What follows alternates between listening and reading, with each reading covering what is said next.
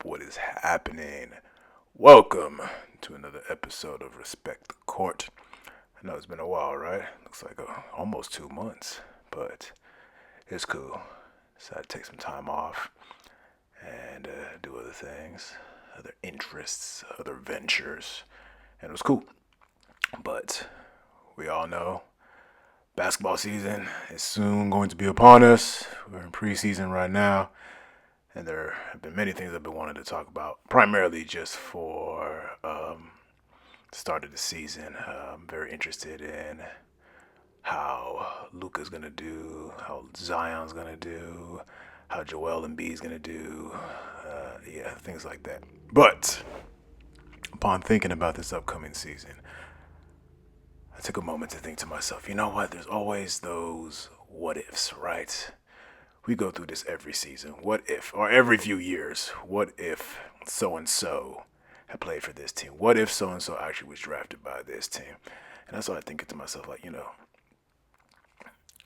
and there's so many you can think of in terms of what ifs, but I decided to just go with five who I thought were quintessential what ifs. Now, for this particular subject, the what ifs are people who still had a full playing career. I don't mean the what ifs if, like, someone unfortunately passed away before their time. I don't mean someone who was only in the league for about 1 or 2 years. No. I mean, like, the what ifs where you still had a full career, at least 6, 7 seasons in the NBA. That's the criteria I'm working with right now. So again, I know there's others out there. There are several what ifs. Like, some of these what ifs go back to, like, the NBA's in the 1950s and 1960s, but I'm only focusing on five. So if you like it, great. If not, well, hey, can't help you.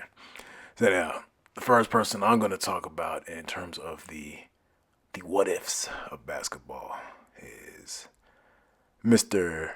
Bill Walton, Big Red as they called him. So for some of y'all who didn't know, Bill Walton was the top pick in the 1974 NBA draft, and he led the Portland Trailblazers to their first and only NBA championship in 1977. Now hold on, you got to think about that. That's wild.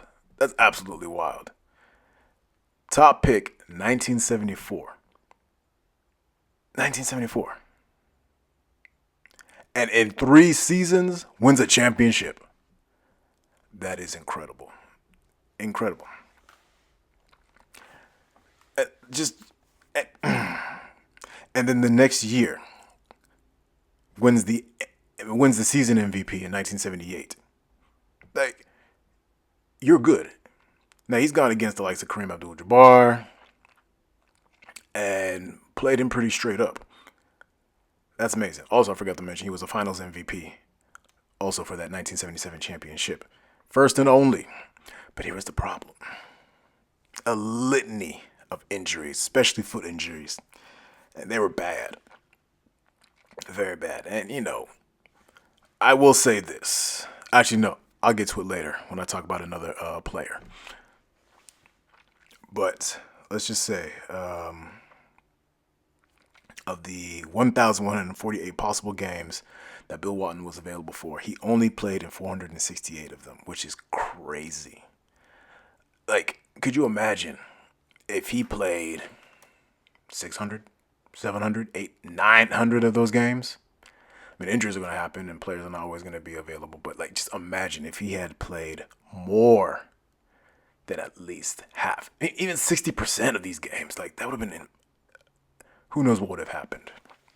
But anyway, his first year, rookie of the year, let me look at those numbers. Let me make sure I'm not crazy. Yeah, 12.8 points, 12.6 rebounds, 4.8 assists, and 2.7 blocks in 35 games of play.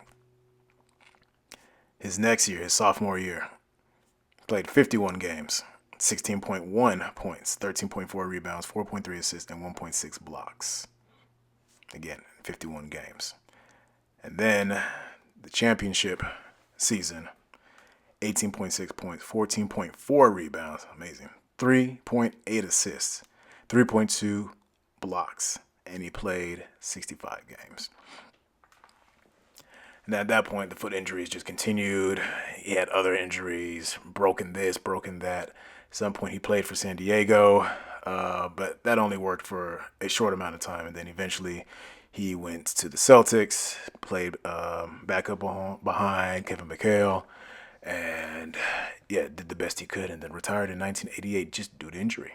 But yeah, what could have been? Like, I truly believe if he stayed healthy, and Portland didn't do him the way that they do some of their athletes, he would be a top 5 center. Easily. Top 5 center. Top 5. It's crazy. All right, moving on. The next what if. Oh, and this one, it's crazy to me because I know how good he was. Brandon Roy. Now, Brandon Roy was the 2006-2007 Rookie of the Year, and he was the third Trailblazer to win the award. He averaged his rookie year 16.8 points, 4.4 rebounds, and 4 assists. He actually was the 6th pick by Minnesota, actually, but then Minnesota traded him to Portland. I forget the reason why, but there that is. But yeah, Brandon Roy came out, and he was incredible. Long, really understand the point guard role. At times do shooting guard, and he was a tremendous athlete. In his second year, he was an all-star. He was averaging 19.1 points, 5.8 assists, 4.6 rebounds. But by the third year, that's when the knee issues really started to affect his game. Now, some of these knee problems kind of started in college, but they exacerbated more in the NBA because, of course, the NBA, you play more games. There's more physicality, especially if we're talking about the early 2000s. And because of that, the problem started. But, his 2008-2009 season was one of his best. He was first All-NBA for the first time. He hit a career high at 52 points that season. Well, the wild thing about that knee issue that year, was that they had to remove a piece of cartilage that caused irritation to his joint. Which, of course, we know now that, probably removing cartilage is not a good thing because, cartilage is your cushion between bone. Otherwise, you just can get bone on bone and you're just grinding. But anyhow, 4th year, he suffered a bone bruise and a meniscus tear. He had surgery on April 16th, but he came back 4 days later. And this is the thing with Portland. Like, the Portland Trailblazers, I feel, as a medical staff for their players, generally put their players in harm's way. This has happened with Bill Walton, as I just mentioned earlier. He had knee problems, and they made him play in games when they know good and darn well they shouldn't have. Like, the man was alien. They go ahead, Big Red, go out there and play. And Brandon Roy, they knew his knees were starting to degenerate, but they had him out there. Why would you have arthroscopic surgery and come back 4 days later? Unbelievable. But let me just tell y'all how good Brandon Roy was. He was so good that Kobe Bryant himself said in the 2009-2010 season that Brandon Roy had no weaknesses in his game. He respected him that much. And who knows where he could have been as a point guard. He could have been easily top 10, top 15 point guard. Hall of Fame career. It could have happened, but again, what ifs? You never know. But his last year in Portland, again, he had arthroscopic surgery, but this time it was on both knees. So now he just has no cartilage in his knee, at all. I don't know how you can sustain it, and he didn't, because towards the end, I think he played maybe one season with Minnesota, and then he just retired and called it done, because he's like, I can't play. This, it's too much on my knees. Wild. My next what if, and this one was crazy. Derrick Rose. So we all know Derrick Rose was the Rookie of the Year 2008-2009, and the only other Bull player to do so in terms of Rookie of the Year was, of course, Michael Jordan, Elton Brand. He was the number 1 overall pick. He had a phenomenal rookie year. shooting at 47.5%. Like, that's pretty impressive for a point guard, considering the fact that he wasn't much of a shooter. He was really more of a slasher. A very athletic point guard, but he was incredible. 16.8 points, 6.3 assists, 3.9 rebounds a game averages. In his first year, took the defending champ, the Boston Celtics, to 7 games in the first round of the playoffs. This was in 2008 to 2009 season. It was amazing to see that run. Like, he had a spectacular rookie run. Of course, like I said, they took him to 7, didn't win, but that was that. The next season, made his first All-Star selection. And then 2010, 2011, that was the Derrick Rose that we all were in love with. Like, that was his MVP season. He took the Bulls to 62-20 for that year. And in a single season, he compiled 2,000 points, 600 assists. And the only other players to do that ever was LeBron James and Michael Jordan, to do that in one season. Tell you, man, Derrick Rose was a bad boy. Bad boy. But then after that incredible MVP season, tried to run it back, but had an ACL tear in his knee. That was a rough one. So basically, of course, he missed all of 2012, 2013. Then 2013, 2014, he had a meniscus tear in his right knee. Moving on down, 2015, 2016.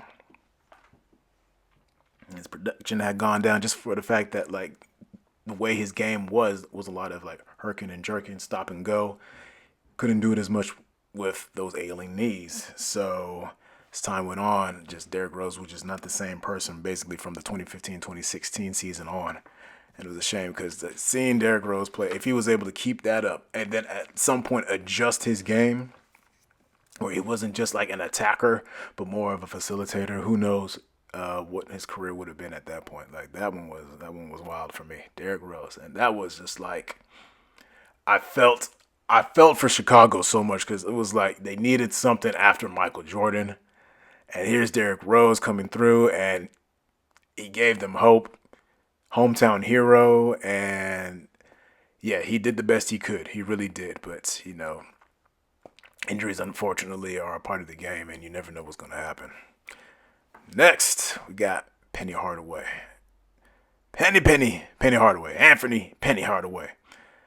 So he came into the league in 1993, 94. Now, I did not know this, but he actually was selected by Golden State. And see, that's how I know Golden State back there, they didn't know what they was doing.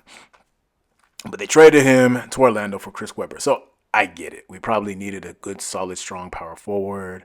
Chris Webber was a beast. So I get it. The funny thing is, both of them ended up injury prone at some point in their career. So anyway, beside that, Penny Hardaway in his first season with the Orlando Magic got them to 50 wins. He was averaging 16 points, 6.6 assists, and 5.4 rebounds. Made rookie all-team because he was that smooth. Basically played like a point forward, very similar to Scottie Pippen in terms of length and defensive prowess. I think he was a little better of a scorer than Scottie Pippen, but nonetheless, Penny Hardaway was sensational to watch. Moving forward to the 94-95 season, they got even better. 57 wins. Now he's averaging 20.9 points, 7.2 assists, 4.4 rebounds, 1.7 steals. And remember, you know, he has Shaq, he has Dennis Scott, he has Nick Anderson. So they are a formidable team. I'm sure I'm forgetting other people on that team. I don't remember. I think they had Scott Skiles. Yeah, Scott Skiles, I believe. Anyhow, but that was his first All-Star selection that year, and he made first team in All-NBA in the NBA Finals. So again, NBA Finals in his second season, he was averaging 25.5 points, 4.8 rebounds, 8 assists, and shooting 50% from the field in the finals. That is amazing. Second-year player, that is absolutely amazing. Whew, amazing. And then we go into the 95-96 season, and again, getting better. They had 60 wins. He once again was All NBA. He was averaging 21.7 points, 7.1 assists, and 4.3 rebounds for the season. And he was the only player for the second time who would average at least 20 points and 5 assists and was shooting 50% from the field. Do you all know how hard it is as a point guard, as a shooting guard, as someone who's primarily a perimeter player? Do you know how hard it is to average 50% from the field and still at least get 20 points and 5 assists? It's hard. Steph is one of the greatest shooters, if not the greatest shooter. I don't think I've ever seen him average 50% from the field twice for an entire season. That's hard to do. Especially when, at that time, we're talking, mid-90s? The paint's packed. You're not getting to the paint that easily. But anyhow, moving forward. By 96, 97, at this point, Shaq left. Penny was considered a franchise player, and he was having a phenomenal season. Like, oh my goodness. He had won a gold medal that summer. And for the 96-97 season, they amassed 59 wins. So things are looking up. Like this for me, like this was like peak Penny right here. And then 97-98 happened, and then he had a knee injury, and he missed pretty much most of the season. Then 2000-2001, he had microfracture surgery. And at this point, I think he was traded to Phoenix and didn't mesh well with a few of the players there, like Stephon Marbury and some of the younger guys. And just in terms of the way to play, like it just never worked out for him. And then he started just having several injuries and ailments that really derailed his game. It didn't have the same explosiveness. And at some point, he kind of faded. But I always sit there and say to myself, like, he easily could have been one of the best players ever. I truly believe that. I really do. Truly believe that. And last, the what ifs. Grant Hill. Kind of around that same era as well. So Grant Hill came into the league 94-95. Again, was like a point forward similar to Penny Hardaway. He was a third pick. He was averaging 19.9 points, 6.4 rebounds, 5 assists his rookie year, and 1.77 steals. He was co-rookie of the year with Jason Kidd. So we had 95-96 season. He led the NBA in triple doubles. And also that year he got an Olympic gold medal. Now I was like, well, hold on. This is wild. Grant Hill was leading the NBA in triple doubles that season. That's crazy. But then moving forward, he got 96-97. At this point, of course, he's even better. 21.4 points, averaging 9 rebounds, 7.3 assists, and 1.8 steals. Great numbers, but a lot of people said that, with Detroit, he never made it far in the playoffs. This was true. Sometimes people would say, well, he wasn't always surrounded with top-tier talent. Maybe he was, maybe he wasn't, but that's another argument for another day. Then we get to the 99-2000 season. He sprained his ankle in the playoffs, but continued playing on it. And that's where things went south. At that point, it was bad. He was traded to Orlando in 2000. He stayed there for 7 seasons. And he just could not get away from the injury bug. He was just continuously injured. I think the first season he was with Orlando, he played only 4 games. The second season with Orlando, he only played 14. And the third season with Orlando, he only played 29. He sat out all of 2003, 2004. Yeah, it's kind of wild. And when you think about it this way, when he left Detroit in 2000, who would have thought that 4 seasons later, Detroit would be the ones winning the NBA championship? It's crazy. And you're like, dude, if he had just stayed, who knows? But in 2003, he had a surgery on his ankle. Turned it out to be something horrific in terms of an infection that nearly took his life. He was on IV for 6 months. He was hospitalized for a week. And yeah, it was a struggle for him. And then from 2007, basically to about the time he retired, like he just had injuries I mean, he would play, he was solid, but he was never the Grant Hill that he was in Detroit. So there it is, ladies and gentlemen. There it is. But that's my what ifs. And, you argue, you postulate, you think of just, how the NBA landscape could have changed if certain people either remained with a team, was traded to another team, if one particular teammate had actually stayed a little longer or had left earlier. You never know. But, this is kind of like the fun things that you get to think about in terms of like, basketball history and just seeing how things get developed. And no one really knows because you have personalities involved, you have coaches, you have front office, you have just anything, right? What if another person got injured and this person didn't, right? You never know. What if it was Shaq that was the one that was always getting injured and Penny was the one that was staying healthy? How would that have panned out? Don't know. You don't know. Anyhow, I'm gonna leave it there. I know this one was a little long, but it's been a while, so I figured I had to make up for everything. So anyhow, I'll catch y'all on the next one. Peace.